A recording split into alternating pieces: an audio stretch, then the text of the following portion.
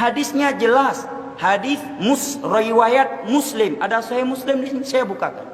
Dari sahabat Abu Hurairah. Jelas, gamblang, tegas bunyi hadisnya. Bagaimana bunyinya? Ma asfala minal ka'baini fa finnar.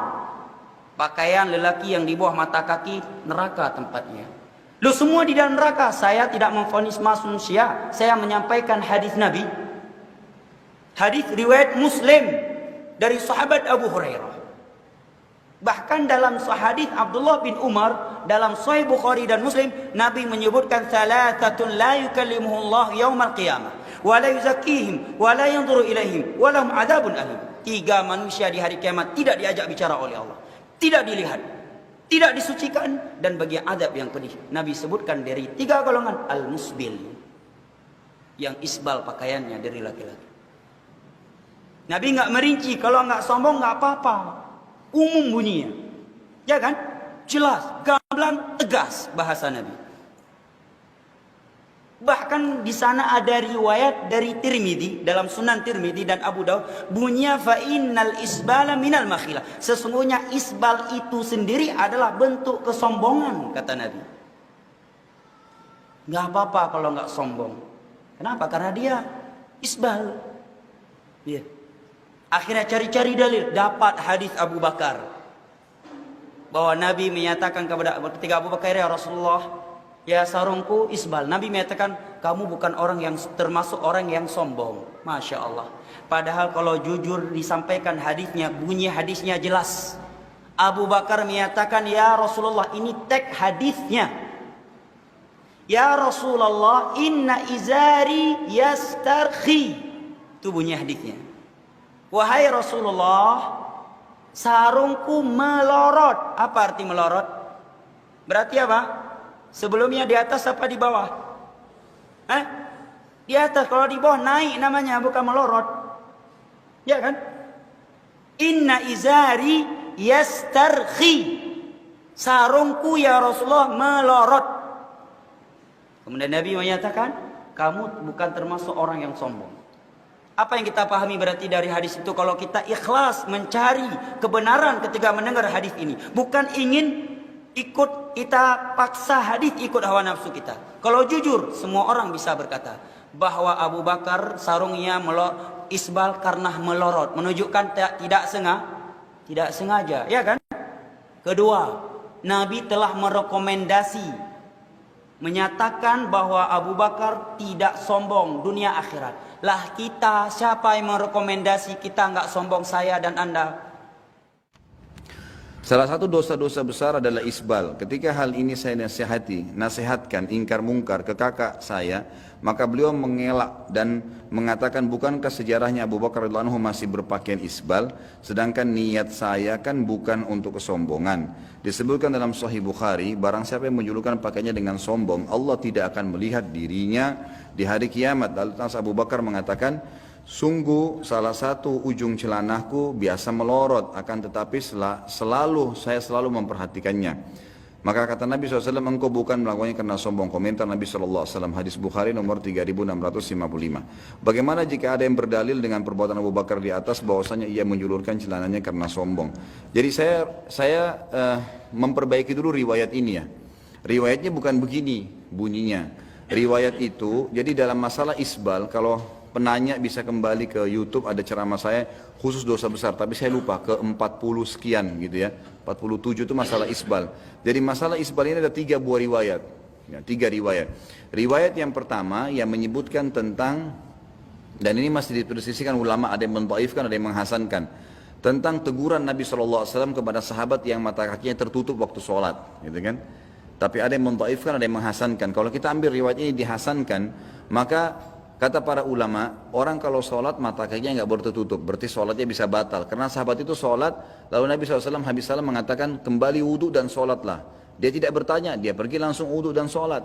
Lalu Nabi SAW waktu dia selesai sholat mengatakan, kembali wudhu dan sholatlah, sampai 3 kali. Seorang sahabat tanya di sebelahnya, kenapa ya Rasulullah? Kata Nabi, karena mata kakinya tertutup. Ini riwayat yang pertama.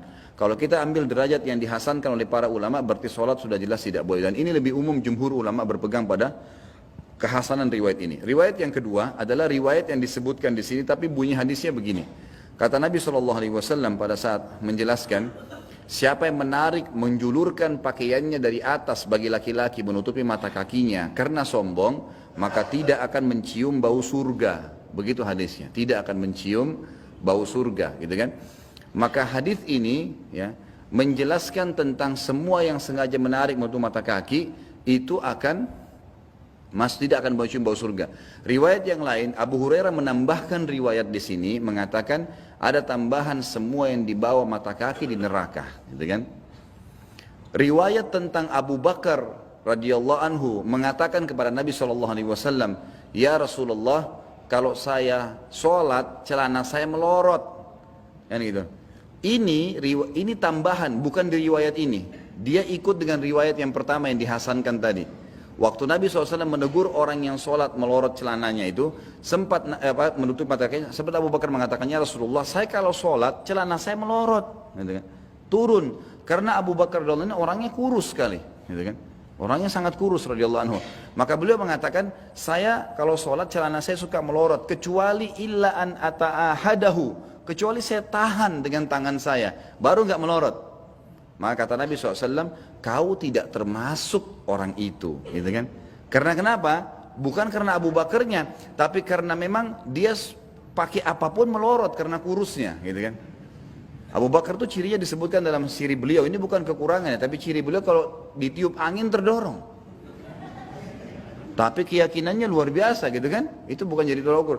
Jadi karena biasa orang kalau kurus sekali, diikat bagaimanapun melorot lagi, diperbaikin lagi. Itu sebabnya. Jadi ada faktor sebab, maka tidak apa-apa. Ini hadis kedua. Hadis yang ketiga riwayat Bukhari Muslim. Ini sampaikan kepada kakaknya. Kata Nabi SAW, 3 golongan yang paling berat siksaannya hari kiamat. Gitu kan?